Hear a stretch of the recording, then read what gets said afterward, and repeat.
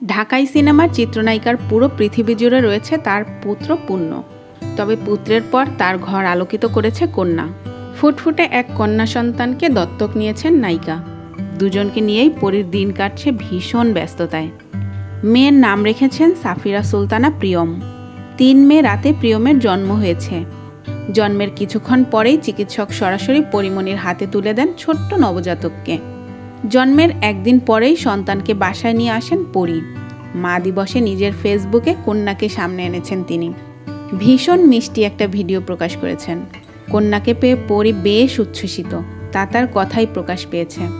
তবে কিভাবে, কোথা থেকে কিংবা হঠাৎ কেন এই সিদ্ধান্ত, এ বিষয়ে একটি সংবাদ মাধ্যমকে তিনি জানিয়েছেন, সব প্রশ্নের ওপরে প্রিয়ম তার সন্তান, এটাই বড় কথা।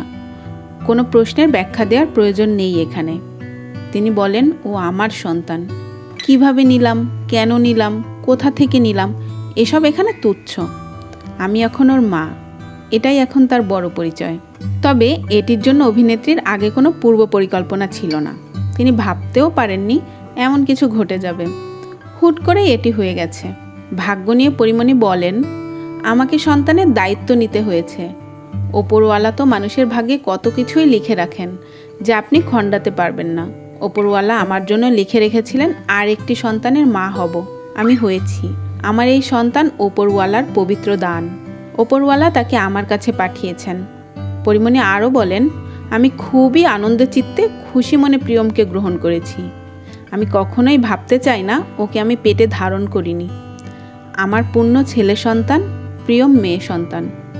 পূর্ণ হওয়ার সঙ্গে সঙ্গে আমার ভেতরে যেমন অনুভূতি কাজ করেছে, প্রিয়মের জন্য একই অনুভূতি কাজ করছে। পরিমণি বলেন, দত্তক নিতে একটা আনুষ্ঠানিকতা আছে, নিয়ম আছে। সব নিয়মকানুন মেনেই আমি সন্তানকে গ্রহণ করেছি। মেয়ের আকিকা নিয়ে পরিমণি বলেন, চলতি মাসের 20 তারিখের পর প্রিয়মের আকিকা দেবেন তিনি। এর আগে দেওয়ার চিন্তা থাকলেও ব্যস্ততার কারণে তা হয়নি। উল্লেখ্য, গুনিন সিনেমার সেটে অভিনয় করতে গিয়ে অভিনেতা শরীফুল রাজের প্রেমে পড়েন পরী। ভালোবেসে তাকে বিয়েও করেন। সুখের সংসারে আসে একমাত্র ছেলে রাজ্য। কিন্তু এখন পরী তার ছেলেকে ডাকেন পুণ্য বলে। রাজের সঙ্গে বিচ্ছেদ হয়েছে পরীর। এখন সন্তানদের নিয়ে জীবন কাটছে তার।